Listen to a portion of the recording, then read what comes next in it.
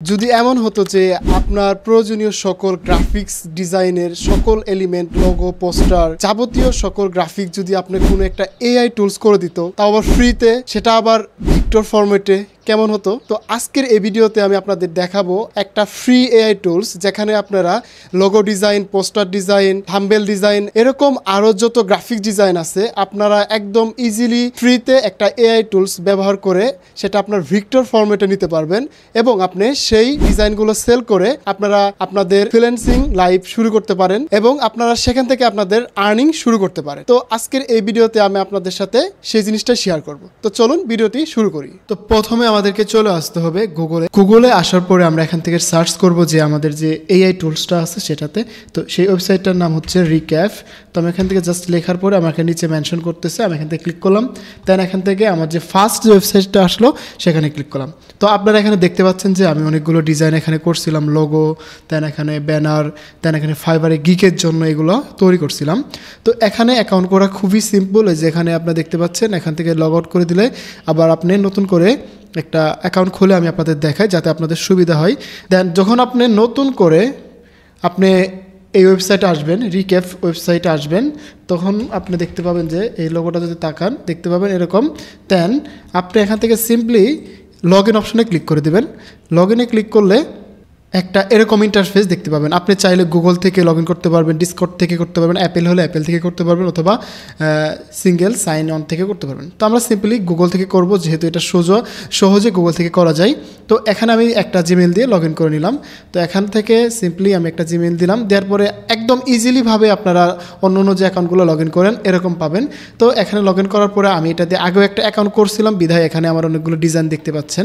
তো এই যে আমার ক্রেডিট, আপনি যখন প্রথম ডিজাইনটা করবেন তখন আপনি এখানে 100 ক্রেডিট পাবেন। আর এই যেখানে একটা দেখতে পাচ্ছেন, যদি আপনার ফ্রেন্ড সার্কেলদের আপনার এই লিঙ্কের মাধ্যমে ইনভাইট করেন তাহলে আপনি 4000 ক্রেডিট পাবেন। মনে করেন একটা ফটো জেনারেট করতে 1টা থেকে 2টা করে ক্রেডিট লাগে, আপনি অনেকগুলো ক্রেডিট পাবেন। আর এখান থেকে যেসব ডিজাইন দেখতে পাচ্ছেন সবগুলোই ডিজাইন আপনার একদম ভেক্টর ফরম্যাটে, যেটা আপনার এআই, ইপিএস, পিডিএফ, পিএনজি এগুলো ফাইল আপনি এখান থেকে নিতে পারবেন খুবই সহজে। আমি কিভাবে করবেন এবং এটা আসলে কাজ করে কিনা আমি একদম এআই অ্যাডোবি ইলাস্ট্রেটর আছে সেখানে নিয়ে আমি আপনাদেরকে দেখাবো। মনে করেন আপনি এই ডিজাইনটা যদি এই কালার চেঞ্জ করবেন বা এটা চেঞ্জ করবেন, কিভাবে করবেন সেটাও আমি একদম এডিট করতে পারবেন কিভাবে, সেটা আমি আমার যে অ্যাডোবি ইলাস্ট্রেটর সফটওয়্যার আছে সেখান থেকে নিয়ে দেখাবো, যাতে আপনারা বিশ্বাস করতে পারেন যে এটা আসলেই কাজ করে কিনা। তো এজন্য আপনাদেরকে প্রথমত একটা জিনিস আমি বুঝাই কিভাবে আপনারা একটা ফটো জেনারেট করবেন বা আপনি একটা লোগো জেনারেট করবেন। তো প্রথমত আমি আপনাদের freelancer.com থেকে আমি একটা বায়ারের রিকোয়ারমেন্ট নিয়ে আসি। রিকোয়ারমেন্ট নিয়ে এসে আমি এখানে পেস্ট করি, দেখি কেমন ডিজাইন করে, বাইরের রিকোয়ারমেন্ট অনুযায়ী কতটা ফুলফিল আপ করতে পারে। দেন এটাকে আমরা আরও মডিফাই করতে পারবো। বাইরের রিকোয়ারমেন্ট যদি আরও রিভাইজ করতে বলে বা রিভিশন করতে বলে সেটা আমরা করে দিতে পারবো। এজন্য আমি প্রথমে freelancer.com-এ গেলাম। এখান থেকে যে কোনো একটা কন্টেস্ট থেকে আমি একটা রিকোয়ারমেন্ট নিয়ে নিই বাইরের, যাতে করে আমি আপনাদেরকে একদম প্র্যাকটিক্যালি দেখাতে পারি যে আসলে কি সত্যি এখানে এআই ফাইল নিতে পারবেন বা ইপিএস ফাইল নিতে পারবেন।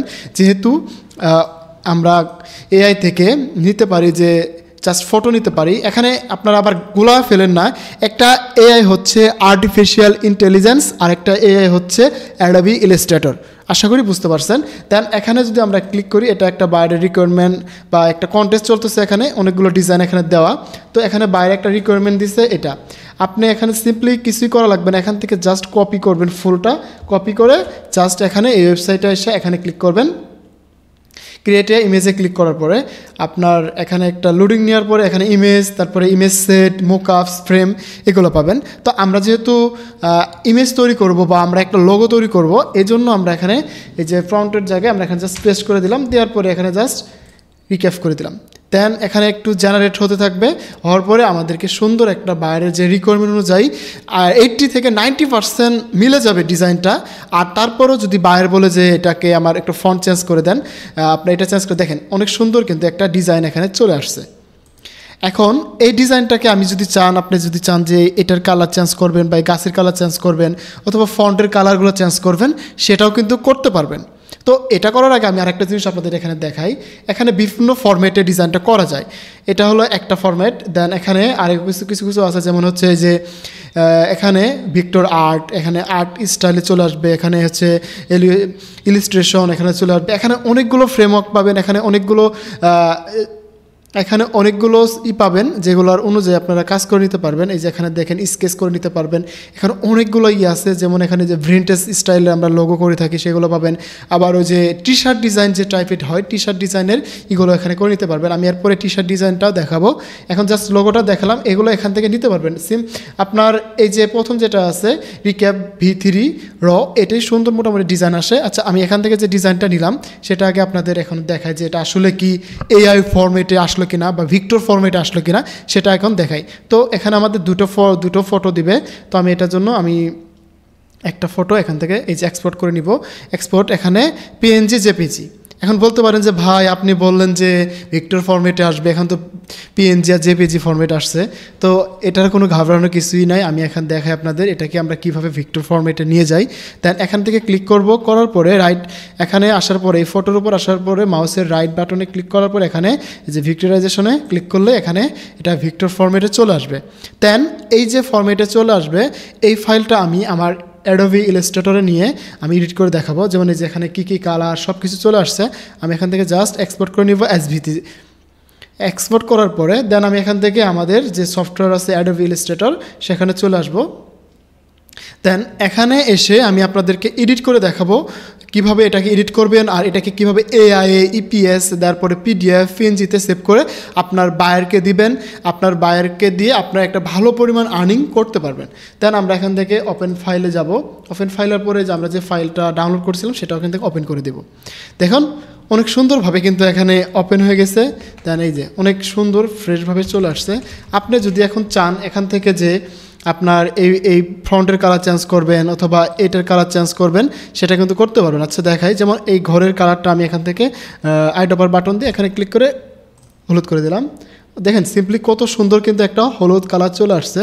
এটা কিন্তু ভাবা যায় যে আসলে এভাবে এই তো সুন্দর একটা ভিক্টর ফরম্যাটে ফাইল চলে আসবে কিনা। আসলে খুবই সুন্দরভাবে কিন্তু এটা আপনি চাইলে এখান থেকে আরও কিছু এডিট করতে পারবেন বা সংযোজন কিছু যদি অ্যাড করতে চান সেটাও করতে পারবেন। আবার যদি মনে করেন এই গাছের কালারটা চেঞ্জ করে দিবেন সেটা করতে পারবেন, ফন্টের কালার চেঞ্জ করবেন সেটা করতে পারবেন। এখানে আপনার মন মতো করে আপনি এডিট করে নিতে পারবেন।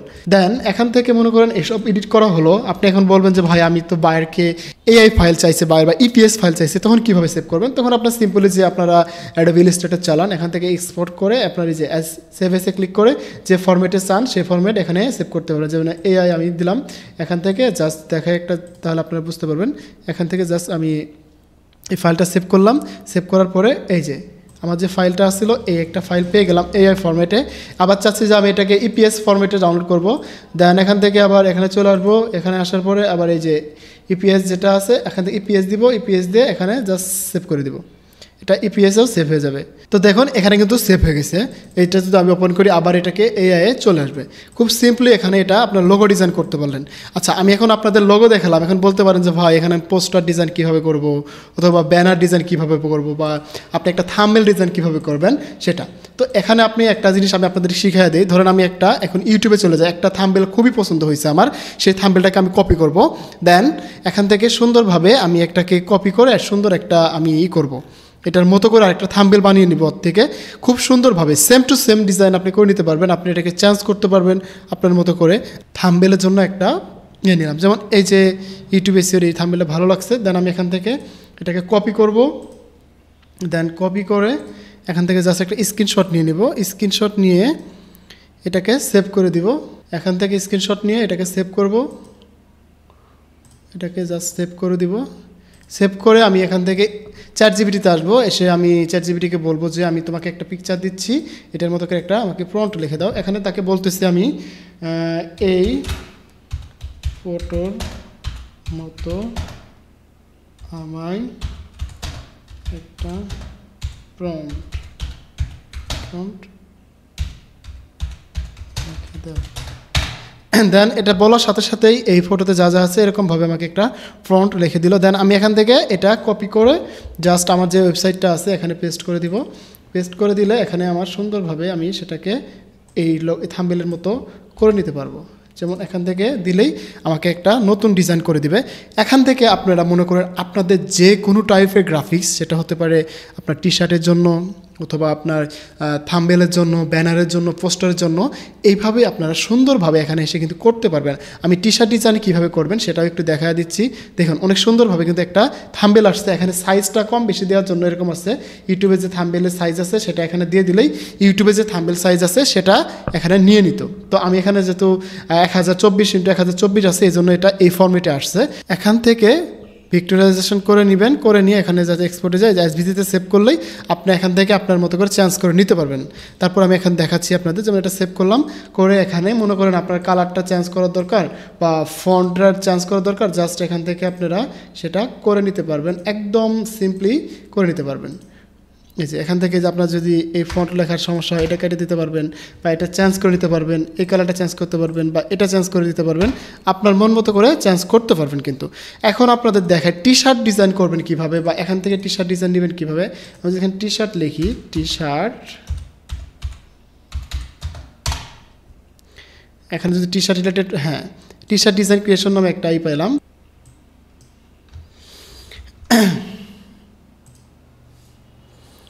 টি শার্টের জন্য আমরা এখানে চলে আসবো, এখান থেকে জাস্ট একটা প্রম্পট লিখে দেবো, দেওয়ার পরে এখানে টি শার্ট ডিজাইনের রিলেটেড একটা প্রম্পট লিখলাম।